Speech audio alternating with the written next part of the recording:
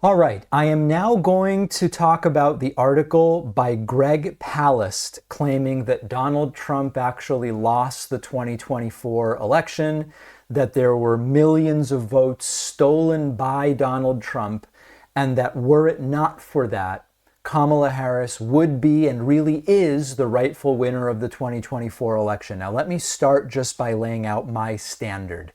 When it comes to elections, objectivity is a necessity.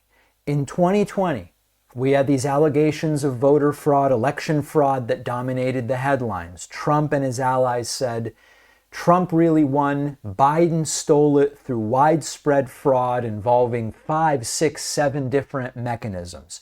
And at the time, what I said is I will scrutinize the claims. I didn't dismiss them out of hand. I looked at them, I demanded evidence, I applied rigorous standards to separate fact from fiction and hyperbole and conjecture from sober analysis, and I determined Joe Biden genuinely won the 2020 election. So now we're looking at the 2024 election. It's a similar situation, but the roles are reversed, and there are some making allegations of voter fraud and voter suppression against Trump's victory, arguing that Harris is the rightful winner. And we have to analyze it in the exact same way. Now, there's a piece by Greg Palast making these claims that's going viral.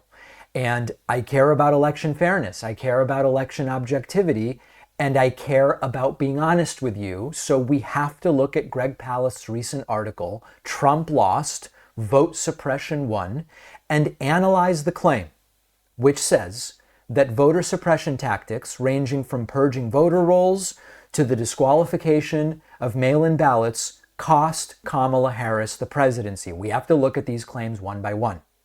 Now, I do suggest that you read the entire article, maybe even pause this video now and read the entire article, because I'm going to summarize what the article says.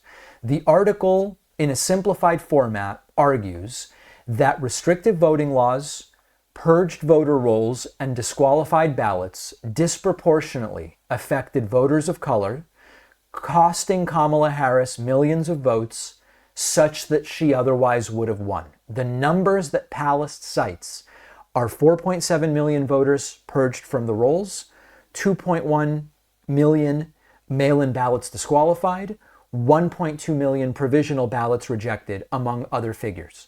And he argues that black voters were 900% more likely to have their ballots rejected than white voters, based on a study by the U.S. Civil Rights Commission. The totality of the effect that Palast claims these mechanisms had is that without those suppression tactics, Kamala Harris would have won. She would have won the popular vote by 1.2 million votes, and she would have received 286 electoral votes by flipping states like Wisconsin, Michigan, Pennsylvania, and Georgia. Here's the main problem that I find as I analyze each claim. A lot of the people reporting on this are just taking Greg Palast's claims and saying, look at what happened. But Greg Palast does not provide compelling evidence for his calculations, nor sourcing for the data as relevant to 2024. Let me explain. Greg Palast's article raises valid concerns about voter suppression, and several of his key claims point to real issues in general. But the specific numbers that he uses, and especially how he uses to claim that Harris really won, are based sometimes on outdated information, sometimes on questionable extrapolation, and sometimes on exaggerated numbers. Let me break it down. For example, Greg Palast says that a study by the U.S. Civil Rights Commission claims black voters are 900% more likely to have ballots rejected than white voters. This is significantly higher than every other reputable study looking at the same thing. I'll give you an example. A 2020 study by Daniel Smith, who's a political scientist at University of Florida, found that black and Hispanic voters are twice as likely to have ballots rejected than white voters. That's a disaster. That's a very troubling disparity. But if you assume for a moment that among those disqualified and purged ballots, black and Hispanic voters are only 100% more likely rather than 900% more likely to have ballots rejected, the entire argument is immediately undermined. His case that Harris really won evaporates if you say, yes, Black and Hispanic voters are more likely to have ballots rejected, but only by 100%, not by 900%. You've all of a sudden got no argument. Secondly, Palast is basing a lot of this calculation on a 2008 MIT study that estimates a mail-in ballot rejection rate of 2.9% and a potential lost vote rate as high as 21% if ballots that are requested but never returned are included. But that's 15-year-old data. It doesn't reflect the fact that in the last 16 years, mail-in voting systems have been dramatically improved. We went through COVID and an overwhelming increase in voting from home. And in 2020, the rejection rate was only 0.8%. In 2016, the rejection rate was only 1%. So once again, Greg Palast is saying, let's assume the rejection rate of 15 years ago. And if we do that, and you accept every other claim, maybe what he's arguing is valid, maybe. But we have much more recent data. And if we say, let's assume a rejection rate similar to 2020, his case is no longer valid. This is what we have to really look at. This would be like me saying, I don't think you should get a certain treatment for a disease because the treatment is only 20% effective. But that's the efficacy of a treatment that was around 20 years ago. If right now we have a treatment that's 60% effective, it wouldn't be valid for me to say, don't get the treatment, it's only 20% effective. You would say, David, it's been 20 years, we have better treatment at this point. And similarly, that 21% lost vote rate is based on a survey where non-voters were asked, why didn't you vote? And the MIT paper itself acknowledges it's almost certainly an exaggeration because a lot of people don't like to admit, I just didn't vote. That it's self-reported, and the architects of that study say a bunch of these people are claiming I did vote, but it wasn't counted, or I didn't get a ballot. A whole bunch of those people just didn't vote because they chose not to vote. And if you acknowledge even a 10% inflation there, the argument also falls apart. Now, finally, Palast claims that voter suppression, he ties all of this together like the weave, and he says voter suppression cost Kamala Harris 3.6 million votes. That would have flipped the election in her favor.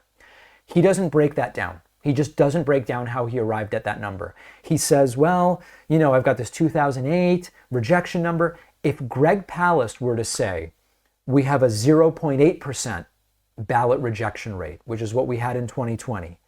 If he acknowledges that some of the whole lost vote thing is people not wanting to admit, I just simply didn't vote. If you do all of those adjustments, you can't possibly end up with 3.5 million votes lost for Harris. And I would even take it a step further. Even if you could acknowledge or if you could defend the total number of lost votes, he is extrapolating a lot to tell us how many of those lost votes would have been lost for Harris rather than Trump.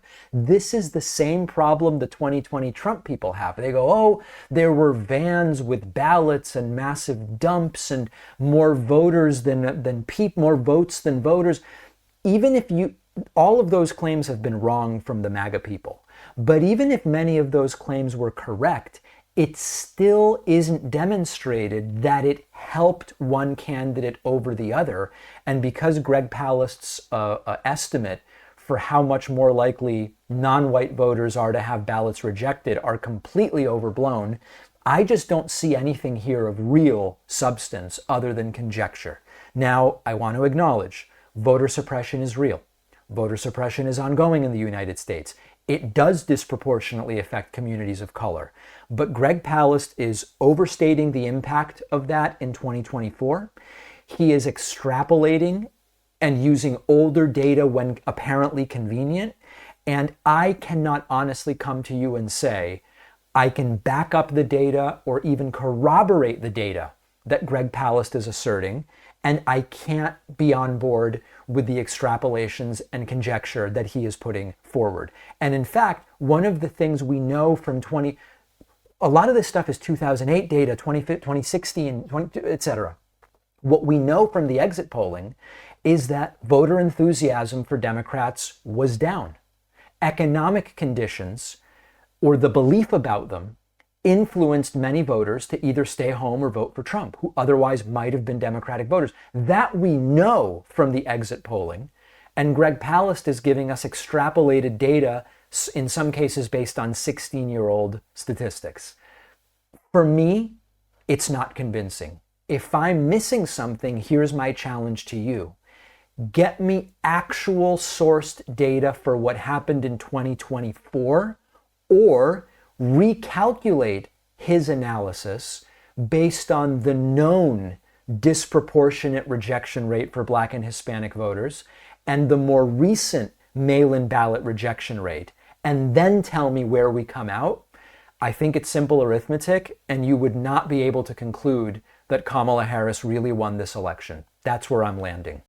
Once again, we're seeing big tech blur the lines between private industry and public government. Zuckerberg, Bezos, even Sam Altman at OpenAI are donating millions to Trump's inaugural fund because they say he'll lead our country into the age of AI, despite these same tech CEOs warning about how dangerous AI can be. Algorithms control what we see every day to serve corporate and political interests, which is why I've trusted Ground News for years to help me find the truth. Ground News doesn't tell you what to think. They show you each news outlet's biases, credibility, financial incentives, so you know who's benefiting from the way each news outlet spins each story.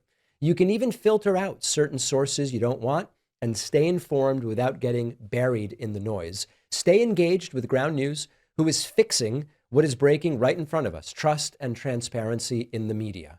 Ground News is giving my audience 50% off the same Vantage plan that I use. Go to ground.news/Pakman. The link is in the description, or scan my QR code.